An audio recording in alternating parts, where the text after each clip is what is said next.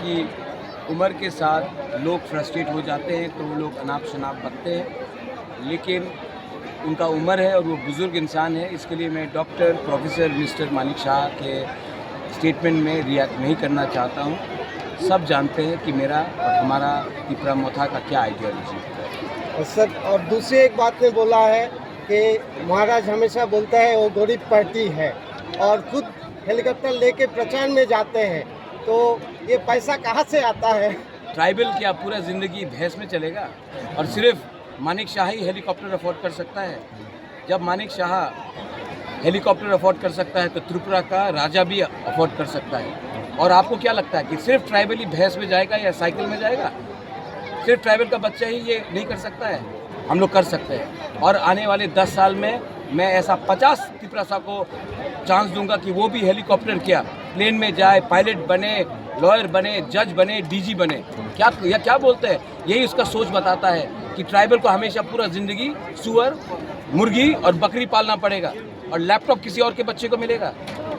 क्या बोल रहे हैं मानिक शाह जी? मैं उसको इम्पोर्टेंस नहीं देता, ये उसका सोच बताता हूँ। सर, कल आपने एक चिंता जाहिर की है और बोले भी है बीजेपी लार्जेस्ट पार्टी है, उनके पास दौलत है और अब तिपरा मोथा के लोगों को खरीदने की कोशिश कर रहा है। जो हमने देखा है, जो दूसरे राज्यों पे जो हुआ है, जो अलायंस पार्टनर के साथ वो तोड़ के ख़त्म कर रहे थे, तो क्या त्रिपुरा में भी इस तरह का प्रयास? मुझे नहीं लगता है कि दिल्ली का बीजेपी इसमें शामिल है।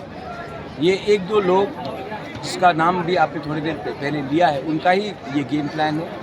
मुझे नहीं लगता है कि दिल्ली का बीजेपी को कोई इंटरेस्ट है कि हमारे पार्टी को तोड़े। ये सिर्फ लोकल पॉलिटिक्स चल रहा है यहाँ में, जो तिपरा मोथा को तोड़ के दिल्ली को दिखाना चाहता है कि हम अपनी राजनीति कर सकते हैं without the help of any alliance party. तो जब अगले जो आप हर जगह जा रहे हैं और किस तरह का रेस्पॉन्स मिल रहा है और कितने आसन आप जीत सकते हैं, क्या लगता है? देखिए, कैमरा आपके पास है, मेरे पास नहीं है। मेरे पास तो आँख है, कैमरा आपके पास है। आपने कैमरा में सब दिखाया है कि उनके रैली में कितना है और हमारे रैली में कितना है। तो ये स्वाभाविक है कि पब्लिक बेवकूफ़ नहीं है, जनता जनार्दन सब जानते हैं। और पिछले 6 साल से मैं हर गांव में गया हूं, मैंने काम किया है। मानिक शाह इलेक्शन के 2 महीने पहले रथ यात्रा निकालकर अपने आप को राम राज्य का साहूकार बनाकर अगर चलेंगे तो हमको नहीं लगता कि त्रिपुरा का आम जनता इसको एक्सेप्ट करेगी। सर, दूसरी एक बात है कि अगर आप जीत के आते हैं तो प्रायोरिटी सेक्टर कौन सा होगा एडीसी में? शिक्षा, पानी और हमारा संवैधानिक अधिकार। जब तक हमारा बच्चे को एक संवैधानिक अधिकार, सुरक्षा नहीं मिलेगा, कवच नहीं मिलेगा, तब तक पैसा आएगा, पैसा जाएगा। हमारे बच्चे का, नेक्स्ट जनरेशन का कुछ नहीं होने वाला।